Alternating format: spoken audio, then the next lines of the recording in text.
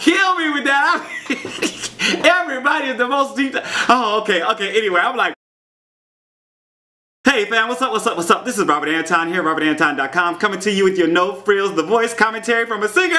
It has begun once again. It's season 10 and the blind auditions are back with Blake Shelton, Adam Levine, Pharrell Williams, and returning is Christina Aguilera. I don't like to watch the spoiler videos on YT, but I did hear that one audition already has over 2 million views. Do we have a winner already? I'm also surprised that Usher didn't return with Christina. I don't know what happened there. If you know, let me know down in the comments. But let's not get off track. Let me tell you what happened. We started out tonight with Paxton Ingram. He was 23. He did Dancing on My Own by Robyn, and he's a dancer with an interesting speaking voice, so I was wondering what he'd sound like singing. And he started out and had a really nice tone with a very high ring to it. Almost like an after effect. Blake chimed in for him first as he let out some nice little melismas and moans, and you know I was liking that. I was loving his emotion and how he worked the stage back and forth with great purpose. Adam and Pharrell also chimed in for him, and he started dancing up and down when he was finishing. He was so excited. It was so great. Adam stood up and started in on Blake right away. Blake said he had true greatness. Pharrell said they all should have been pressing their button, and Paxton chose Blake because he was the first to turn around and said he recognized greatness. Yeah, you flatter me, you might get me to choose you too, right?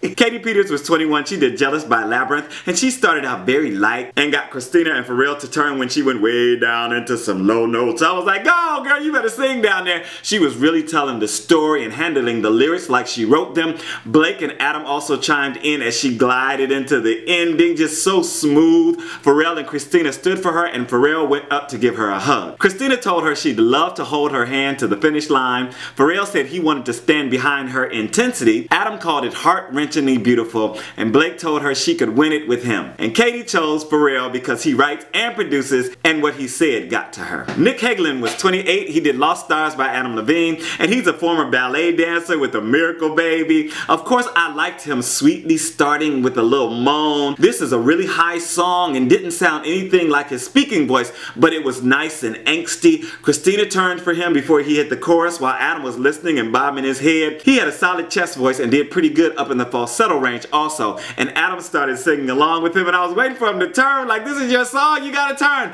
Blake and Pharrell turned at the last minute, but he did not get Adam to turn. Adam said he did a great job but didn't give him any critique on why he didn't turn. Christina said his voice was soft and beautiful. Blake said he heard Prince in his voice and said it would record well. And Nick chose Pharrell, calling him the Quincy Jones of our generation. Maddie Poppe was next. She was 17. She did Dog Days Are Over by Florence and the Machine, and she had a really solid sound as she started with that little indie flavor that Blake seems to favor. I was worried that she was carrying so much tension in her shoulder. She was literally bent over though, and I was like, girl, stand up and let it go. She belted it out at one point, but no one turned for her. Christina told her she has a very strong voice and said it was super fun to hear her sing. Pharrell told her she'd benefit from practicing her scales, but speaking of Adam, because Adam, they switched positions, this is the crazy stuff that but he told her to come back. Mary Sarah was up next. She was 20. She did Where the Boys Are by Connie Francis, and she started and she had such a bright vocal production,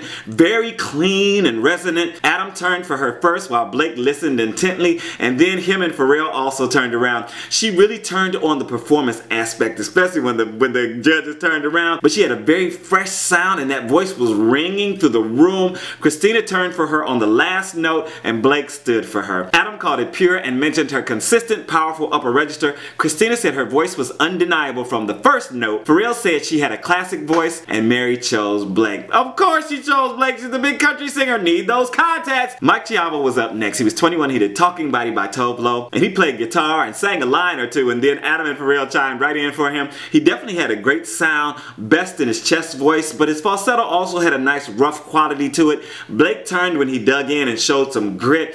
All the guys stood for him. Christina sat there like Pharrell said he had a crispy, clear tone. Christina asked him his favorite of Maroon 5 songs and told Adam he should sing it with him, and they put him on the spot, and he really came through. Both sounded great. Adam was calling out the chords to him while he was singing at times. Adam called him a natural and noticed his effortlessness. Blake finally raised his hand and was like, can I put my 2 cents in?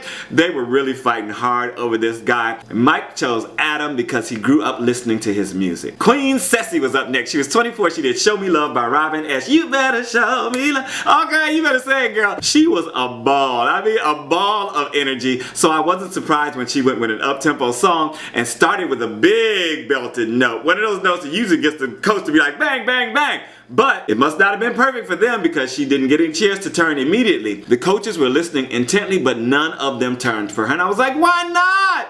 Oh my God, she was pretty good. Christina called her awesome and said the opening note was crazy, but it was all on 10 the whole time. Blake said her energy is infectious, but told her she needs to find something with a little more finesse, and Pharrell echoed that. If you're enjoying the commentary so far, please make sure to thumb it up and let me know that you are here, that you're enjoying yourself. It also lets other people know that we are over here listening and watching The Voice and talking about it, and maybe some will come over and join us. So I thank you so much for your attention. I thank you for your thumbs. Next was Bryan Bautista. He was 23. He did The Hills by The Weeknd, and I remember Bryan. Oh my God, because I remember the clip of him singing in the stadium, singing the Star Spangled Banner. But I actually thought he was Mark Hood from his first look in the first shot. I was like, is Mark Hood back? Did you see that? When he announced his song, I thought it wouldn't really fit his voice, but he brought the key down and started out with some fierceness and focus. It also sounded really great when he got into the higher notes, and then he showed off a third sound, pulling out his falsetto. Very well done. Christina turned for him, then Blake turned at the very end and stood, and I thought, wow, he keyed this just in the right place when he was in that middle section. It was a little higher.